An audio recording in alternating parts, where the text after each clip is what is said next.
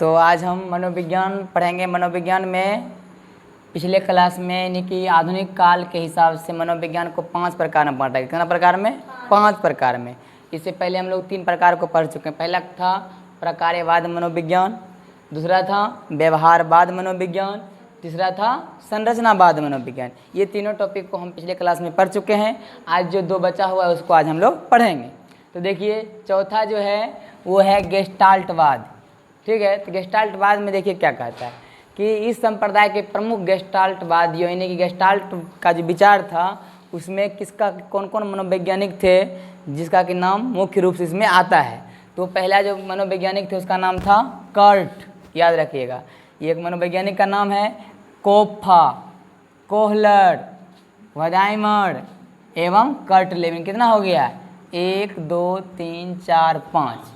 हम प्रश्न इस तरह से पूछा जाता है कभी कभी कि गेस्टाल्टवाद के विचारधारा के 5 मनोवैज्ञानिक का नाम बताएं, तो नाम बता देंगे ना। तो पहला कौन होगा? कर्ट, दूसरा कोप्फा, तीसरा कोहलर, चौथा वधाइमर, पांचवा कर्ट लेविन। यानी कि ये सब का नाम प्रमुखता से लिया, मतलब मेन है। ये सब गेस्टाल्टवाद में बहुत सारा मनोवैज्ञानिक है लेकिन ये 5 मुख्य रूप से है, मेन। ठीक है, अब कहता है इसमें और क्या कहता है, मनोविज्ञान के क्षेत्र में इस संप्रदाय के मतलब इस विचारधारा के जो मनोवैज्ञानिक हुए हैं इसमें से कुछ खास जो अपना विचार दिए। तो देखो किस पर, तो कहता है कि लेविन, लेविन मतलब कर्ट लेविन। ठीक है, कर्ट लेविन ने व्यक्तित्व पर कार्य किया है। किस पर? व्यक्तित्व पर। अभी देखो होता क्या है, अभी के समय में कोई भी आदमी क्या करता है, व्यक्ति के निर्माण पर ध्यान दे रहा है, व्यक्तित्व के निर्माण पर ध्यान नहीं दे रहा है। अब कहोगे सर व्यक्ति और व्यक्तित्व में क्या अंतर है? व्यक्ति हो गया कि हम एक IAS ऑफिसर हो गए या हमको कोई एक अच्छा पद मिल गया, हम एक व्यक्ति बन गए, नहीं अच्छा आदमी बन गए ना। लेकिन अब जैसे वो आदमी हम बने लेकिन हम घूस लेने का काम कर रहे हैं, इसका मतलब मेरा व्यक्तित्व ठीक है?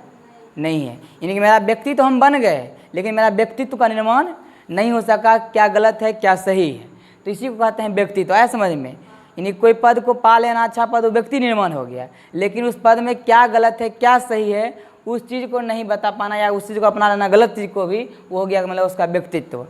तो ये जो काम किया है कर्ट लेविन साहब, किस पर काम किया? कहा कि व्यक्ति निर्माण बाद में, पहले कौन सा निर्माण? व्यक्तित्व निर्माण। यानी कि आप पहले उसको बताइए कि आप इस पद पर जाएंगे तो आपको ये सब चीज़ करना है और इस तरह से आप गलत नहीं कर सकते हैं।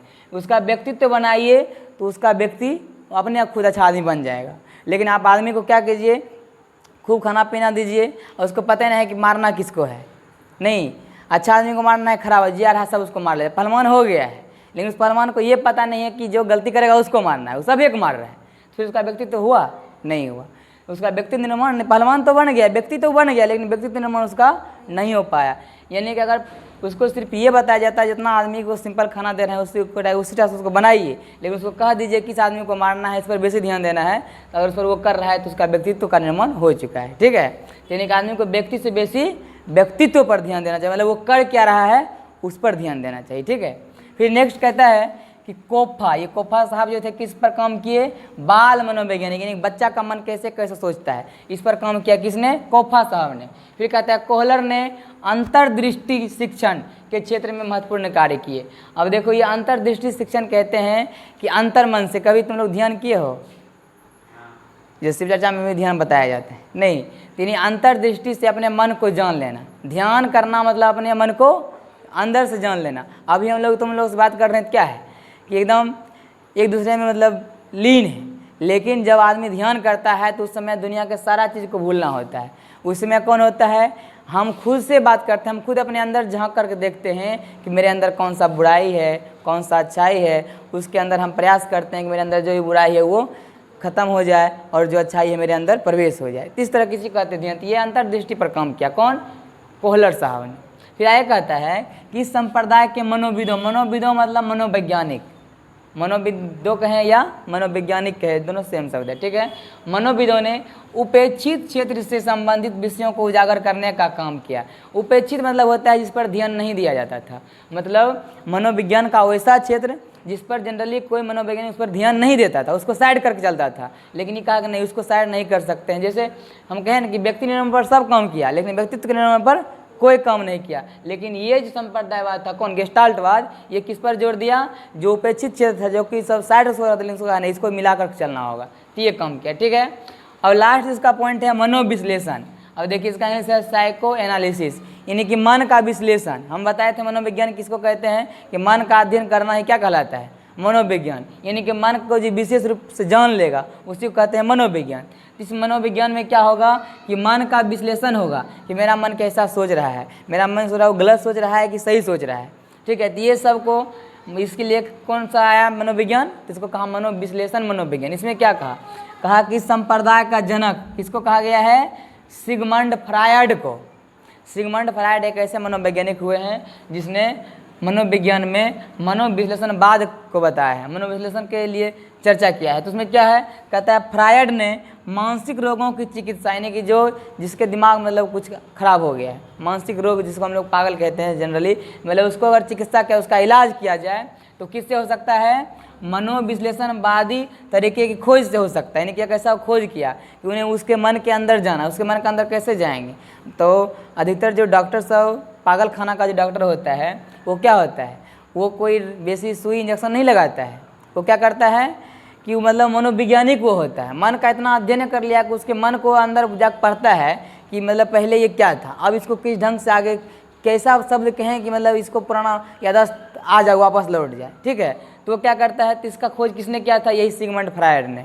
तो ध्यान रखना है, अगर ये बेचारा इसका खोज नहीं करता तो फिर दिक्कत होती नहीं।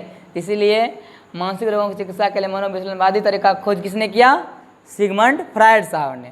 फिर कहा कि फ्रायड ने माना, क्या माना, कहा कि जीवन का कोई भी पहलू मनोविज्ञान से अलग नहीं हो सकता। सही बात है, मेरे अंदर मन अभी है कि नहीं है, मन है तो हम लोग जिंदा हैं।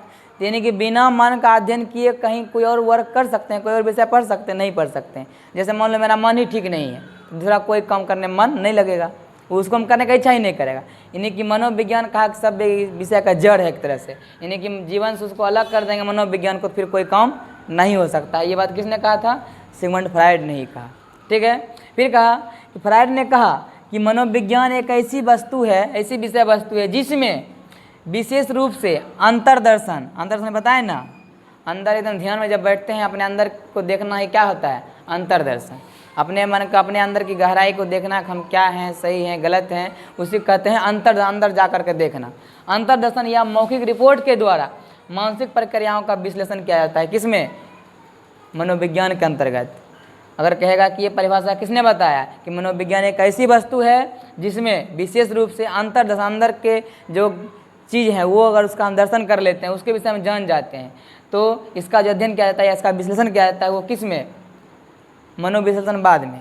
और इसके जनक कौन है, सिगमंड फ्रायड। और ये परिभाषा दिया किसने, तो वही सिगमंड फ्रायड ने। इस तरह से आज हम पूरा गेस्टाल्टवाद और मनोविश्लेषण को समझ लिए हैं। अब ये चैप्टर लगभग द एंड होने वाला है, इसमें कुछ और वैज्ञानिक हैं जिसका कि विचार कुछ अलग अलग है। तो अगले नेक्स्ट क्लास में आएंगे तो 7 या 8 टॉपिक होगा कि अलग अलग मनोवैज्ञानिक अलग अलग तरीका से मनोविज्ञान का परिभाषा दिया है, उस परिभाषा को समझ लेंगे, फिर ये चैप्टर खत्म हो जाएगा। आज यहीं तक रहने देते हैं, ठीक है।